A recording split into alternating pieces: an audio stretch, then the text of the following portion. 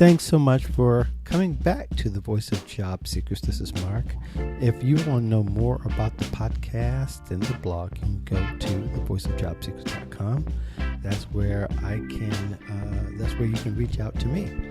You can do it in one of three ways, actually. You can call and leave a voicemail at 708-365-9822 or text your comments to the same number.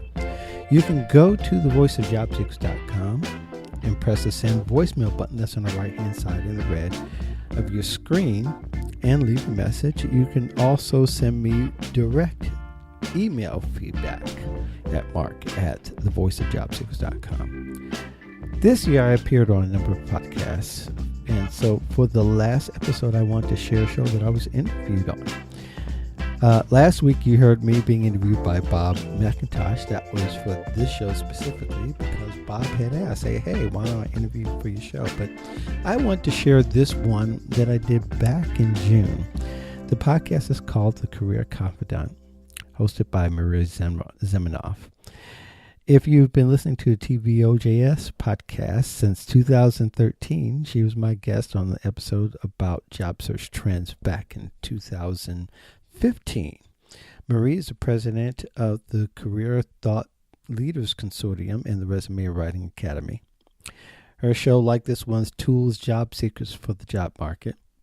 Again, this is the final show until January 15, 2019. If you're subscribed, like in iTunes or in Stitcher or one of the podcatchers, you'll receive the episode first thing in the morning. The show will be my annual episode on resume trends. And that's going to be the first one for the winter, so look forward to it. Finally, I want to wish you a Merry Christmas, Happy New Year, Happy Kwanzaa, and Happy Hanukkah. It's been a great year in many ways. I've been on a number of podcasts. I've been on a number of news outlets and things like that. The show has never waned in what it's received in as far as people coming and listening to the show. I definitely want to thank you so much because it's been a great year in many ways. Again, enjoy the episode with Marie, and I'll see you in January. Oh, by the way, don't forget, if you're on the mailing list, I'll be sending you a survey. I would love to know what you would like to see on the blog and the podcast, and I would like to hear your opinions overall. Feel free to connect with me on LinkedIn. And I'm not that hard to find. Just look for Mark Anthony Dyson, and you know how to spell it. So, again, thank you so much for being a part of this experience. It's been wonderful. In the meantime, enjoy my interview with Marie on her show, and I'll look forward to seeing you back on January 15th.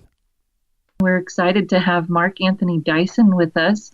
He is the founder of the award-winning blog and podcast, The Voice of Job Seekers. So have a podcast veteran joining us today as well, which is great. And he is all about helping the people who are unemployed, underemployed, and underappreciated find their voice and find employment. So we're excited to have Mark here today, and we're going to be talking about how to think like a consultant. And this is not maybe necessarily a new topic, but a lot of people talk about having the consultant mindset or thinking like an entrepreneur, but they don't really go in depth and in detail about how to do that. So we're excited that you are here to tell us more about that today, Mark. Thank you. Well, thank you. Glad to be here. Yeah. So let's start out just by talking a little bit about what this means. What does a consultant mindset mean, and what looks different if someone approaches, say, a job search with that consultant mindset instead of a traditional mindset?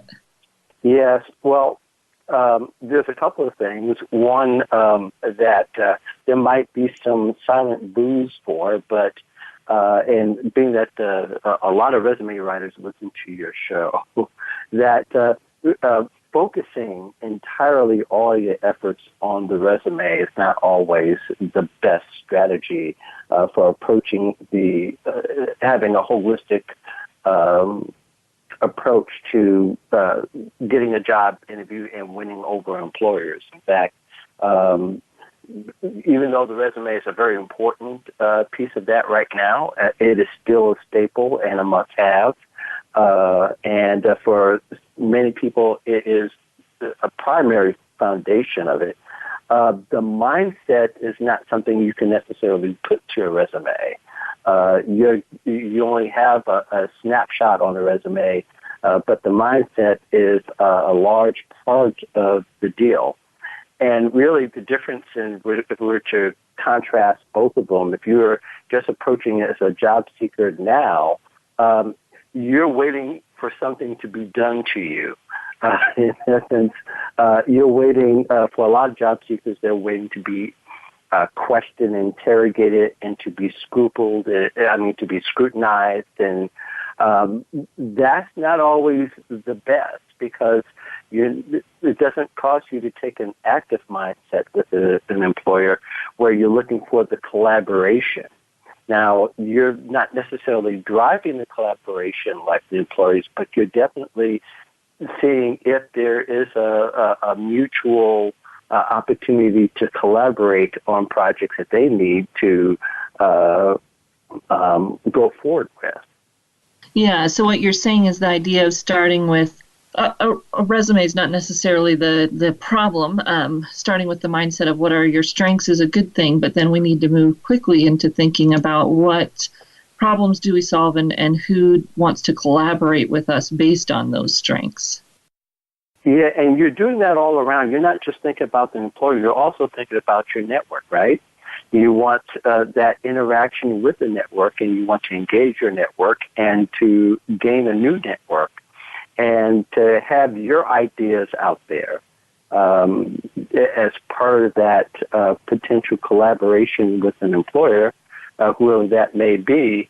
That it opens up a brand new world of opportunities, because then you're getting into the real work of what you want to do, hopefully, rather than waiting around to be chosen, which doesn't always turn out that well, and most likely it won't if you have that mindset.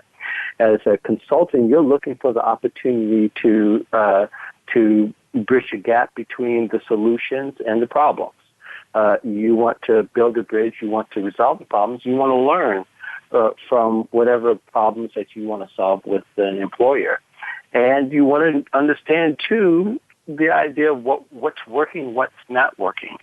There is an idea that it's always about just the work, but you want to learn from that because you want to take that along with you in the conversations that you have along the way leading up to employment. And even during employment, you're focusing in on what is working, what's not working, what should I do to tweak it, or should I just leave it out entirely? Those things are professional considerations that will make a difference in the way that you're being treated and approached as well.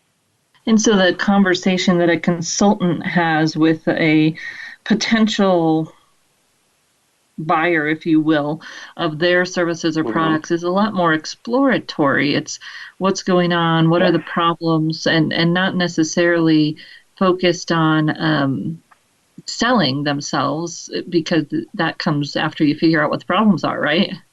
Yeah, that's right. And there's a key word there. It should be conversations all the way through, even in interviews. And your guests have said it multiple times throughout the years. It's about having the business conversation. Not that you're ready to be interrogated and you're bracing yourself. You're an active, important part of that conversation, because you two are going to choose them. And they get to decide whether that feeling is mutual. It's dating in so many words and in so many ways that people have said before, but that's what it really is. It just needs to be a mutual, that they feel like you're an asset and not just a piece of the chessboard. And so there's two parts here that are different. One is how you find the opportunities. Instead of just looking for openings, consultants are always having conversations with people in their circle, in the target company or customer circles, they're always having those conversations and paying attention to what's going on, not necessarily waiting for an RFP to come out, for instance. They're having those discussions, and how they find work is different, and then how they go about securing that work is different. Sure. A consultant really is interested in the outcome because they're presented with this makeup, with these challenges, with these obstacles, and they're interested in either the challenge or maybe all of them, removing the challenge, removing the obstacles, seeing how that there are viable solutions for an outcome that pleases the employer, and also that adds a piece of arsenal to the consultant that they can use next time or use with another client. And that's the same thing with a job seeker who takes that mindset. If they're more interested in the outcome, or they take interest in that outcome, and you communicate that, you will definitely find that people that are aligned with your line of thinking will find that really valuable and want to work with you.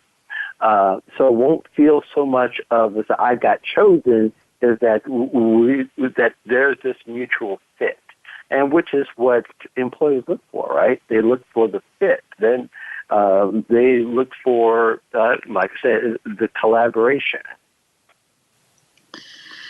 Yeah, well, and as you just said, it also sets us up for the future to think about what the next gig, if you will, is going to look like, instead of just thinking about, oh, I've got this job and this is where I'm going to be for life.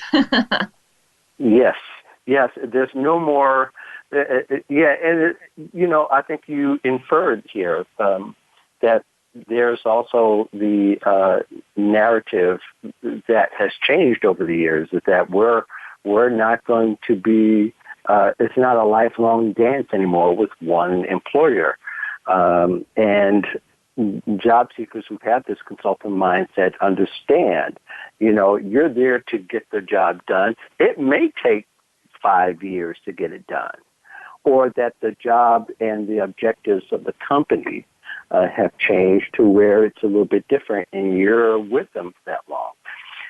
It's possible that being that things are changing, that maybe 2 years or a year is the endurance of a project, and unless they have vision for you to carry on, you may have done the job well, but you may have to move on from that. And that's part of the gig economy that people often talk about. Yeah, and it's the same whether you're actually hired as an employee or a contractor, which I think is sometimes confusing to people. But what you said at the beginning is, if they go in focused on the value or focused on the outcome, it's going to be a lot easier to talk about that project when you're done, because you knew what the desired outcome was when you went in, and then you can talk about how you achieved that desired outcome when you leave, and you have a lot better story than sometimes people have when they're leaving a position. Right. I think it goes back to what a friend of mine said from years ago. The resume is about, creating the value on paper, but largely in part, everything else is about demonstrating that value.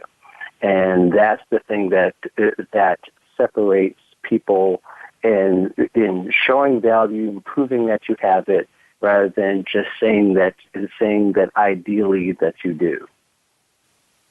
Right. We know that doesn't work so well on a resume even today. The more that we can share the outcomes in a tangible way, the better off we'll be in that communication too, which is challenging for people. But if you go into the story knowing what the desired outcome is, it's going to be a lot easier to tell that story.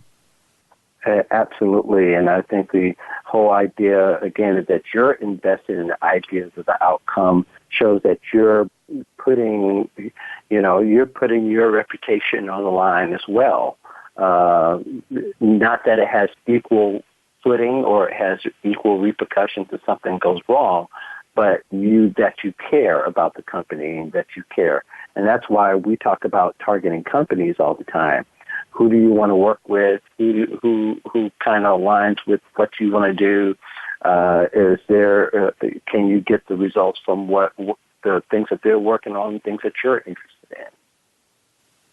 Well, it was interesting. I was listening to an HR professional last fall talk about how we're trying to move from this economy where it was all about kind of clocking in and clocking out, and move to a place where it's more about what you deliver, and that it's a better psychological mindset for everyone, for the worker, for the company. But HR departments having a hard time figuring out how to adapt, because of course we're so used to the kind of clock in, clock out, track your hours, track those types of things versus tracking your actual outcomes.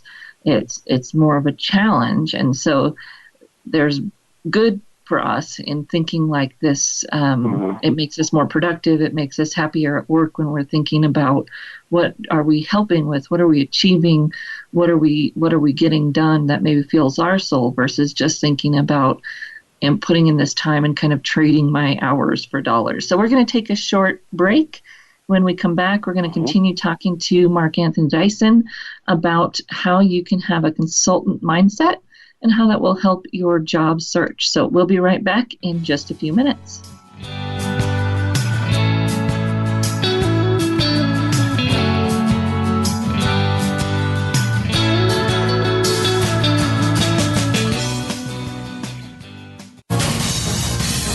Voice America Business Network, the bottom line in business. You know that the career landscape has changed and that you need to be proactive about managing your career. You can have the foresight, skills, and confidence you need to take charge of your career and seize opportunities. A strategic advantage and career expert, Marie Zimenoff has helped thousands of leaders like you get focused, get found, and get hired. Visit getcareersmart.com to find out more. That's getcareersmart.com or call 800-521-2080 to schedule your complimentary consultation. Each week, Larry Sternberg joins Dr. Kim Turnage to explore management issues from culture to discipline in Managing to Make a Difference. Join Talent Plus for 60 minutes of dynamic conversation, including real-life management examples helping you manage teams across the globe. This series airs on Voice America, the business channel, Thursdays at 5 p.m. Eastern, 2 p.m. Pacific. Managing to Make a Difference every Thursday afternoon with Larry Sternberg and Dr. Kim Turnage. You hear about it all the time. Compromises, destructive malware, major breaches. You can't turn on the news without hearing about the latest cyber event. Learn more about cybersecurity, how it has become one of the most significant threats to our national security, and the battle experts undergo every day on your behalf to protect you, your families, and your data. Task Force 7 Radio with host George Ritas is the voice of cybersecurity around the world. Tune in live every Monday at 8 p.m. Eastern Time, 5 p.m. Pacific on the Voice America Business Channel. Follow us on Twitter at VoiceAmericaTRN. Get the lowdown on guests, new shows, and your favorites. That's VoiceAmericaTRN. From the boardroom to you, Voice America Business Network.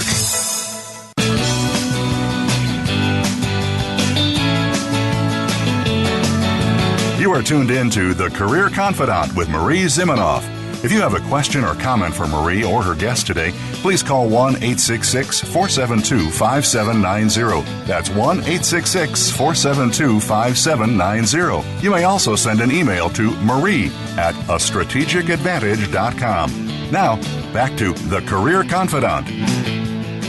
Welcome back to The Career Confidant. And today we're talking with Mark Anthony Dyson about how you can adopt a consultant mindset. So we've been talking a little bit about what that looks like and what it means in job search. And Mark, this is something that you help people adopt as early on as possible when they start job seeking, which today is happening a lot when people are still employed, right? So tell us a little bit about why it's so important to get to this consultant mindset quickly. Well, I think one of the terms that we often use is to sell yourself. makes it sound like we're going from door to door selling vacuum cleaners. There's this. We think that we have one shot at it, and we think that we have to get them to buy now, or we lose the window of opportunity. When really, with a consultant mindset, you're demonstrating that you're not only that you can do the job, and that again that you're proving that you're interested in the outcomes and what kind of outcomes and what kind of successful outcomes that you have, but also that you really are interested in helping the company thrive. I think likely people are thinking, people, no matter what level of professional you are, we're thinking that we're a dispenser, and people approach it that way. When really you're, again, as a consultant, you're hoping that the collaboration will bring fruit for the company, and of course, something that you can leverage down the line. But more importantly, that you're finding the right kind of collaboration, which means sometimes that maybe, if something's not right, that it's okay to walk away from it. That's not going to work because the interest isn't there, or maybe the tools aren't there, or maybe it's not right for your particular skill set. And, in the past, and I think even now, job seekers are hoping to get chosen when really you can choose too. And you can choose in a way that really fits your skills, because right now most people are coming from, being employed, at least to a great degree, something that is at least paying their bills. But the consultant is going to look for something a little bit more fulfilling than that, because they have a much more vested interest in seeing things work, not just from a personal point of view, but they're also invested with the company as well. Yeah, and that's a hard thing for us, especially when we're unemployed, but even when we're employed, right? We want to be chosen. We want to be the top candidate, and yet when we look at it, it's a long-term relationship, or at least we hope somewhat of a long-term relationship, and we don't go into any other long-term relationship healthily with that approach, right? We're always thinking about, is this a good fit both ways? And as you said, we've seen it as kind of a negative that the employer is no longer attached to us like a ball and chain, but in other ways, there's a benefit to that because we don't have the ball and chain attaching us long-term to an employer if it's not a good fit. Right. And I think,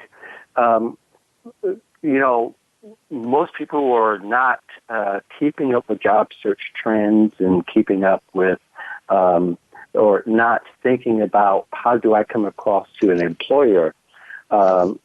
One exercise that I implement is having people write out a contribution statement, which, you're focused on what are you able to contribute to an employer. And it's not just a bunch of skills, but it is an actual, I can get you from here to here. And, we often talk about that being quantitative and qualitative and something that's measurable. But once you start to think around those terms, then it really does force you to think much more tactically and technically, and think about, giving an employer something a little bit more to hold on to than, that you can do this job. Yeah, and it gives you something more tangible to hold on to, right? When you're talking about having a conversation, you have critical thoughts and creative ideas around how you can solve their problems. And I know sometimes people talk about be careful what you share, and they might just be giving you those interview questions to steal your ideas. But I think if you go into any relationship with that kind of mindset, you've lost it from the beginning. So, we need to not be gullible. But if you are really wanting to build a relationship, you're willing to share some of those creative ideas in a partnership discussion with someone before you take that job on, right? Right, absolutely. The critical thinking piece is I think where I guess it's critical thinking 101 in essence, is that you have also thought through what does the employer want and what would they expect out of you, and putting yourself in the employer's shoes, and from what you know, what are their challenges? What do they deal with daily? What parts are connected to the parts that you're working with, and how will that affect your work, and how will you respond to that, and what kind of response would you want if you were the employer? Those pieces are pretty valuable intel, right? They're, right. If you're thinking like the employer, then you can get a clear idea of where your interests and your goals and the outcomes will intersect. So if we adopt this mindset and we want maybe to be more collaborative and to think more, less like a desperate job seeker here, what are some practical steps that people who are job searching or who think about job searching might take to get into this consultant mindset? I believe that one of the things that works for people who adapt the mindset is that you have been documenting all along in your career, or that you've created some kind of document that keeps you apprised of trends and things, so that when you're presenting to an employer, you actually have some things you can actually say, I've seen this work by trying these particular strategies, and that you're specific, and that you're not vague, so that they won't look at you as somebody just trying to get a job. They're looking at somebody who actually has ideas, and that they've seen how they work. And I think, too, it's also good to start documenting and thinking about what hasn't worked and why it didn't work, because you're going to be asked those types of questions. Tell me about a time when something didn't work and how did you fix it?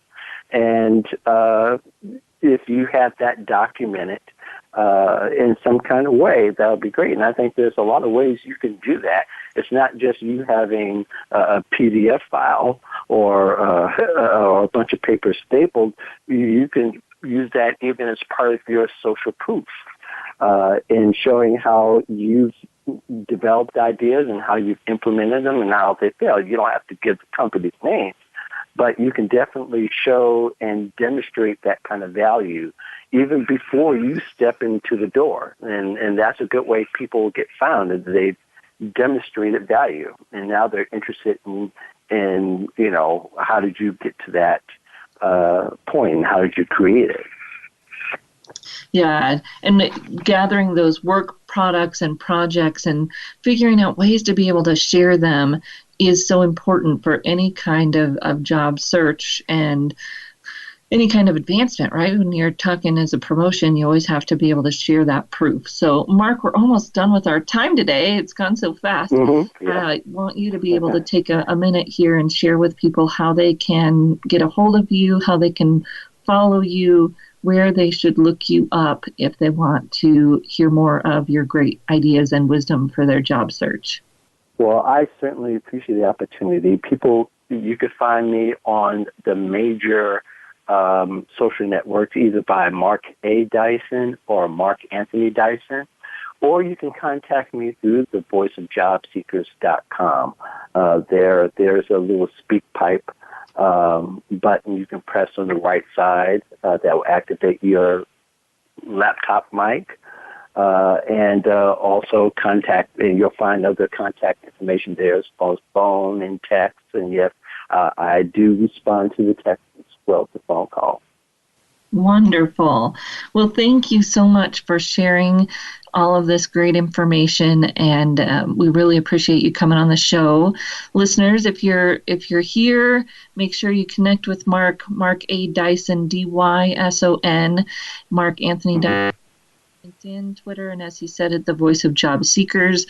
If you're sticking around, we'll be back here in just a few minutes and talk through some more of these great ideas and how you can adopt the consultant mindset for success as an employee, as a leader. If you want to advance in your career, we'll talk about all of the ways that you can use this concept to help your career. So we'll be right back in just a few seconds, but thank you so much, Mark, for sharing with us today. Well, thank you.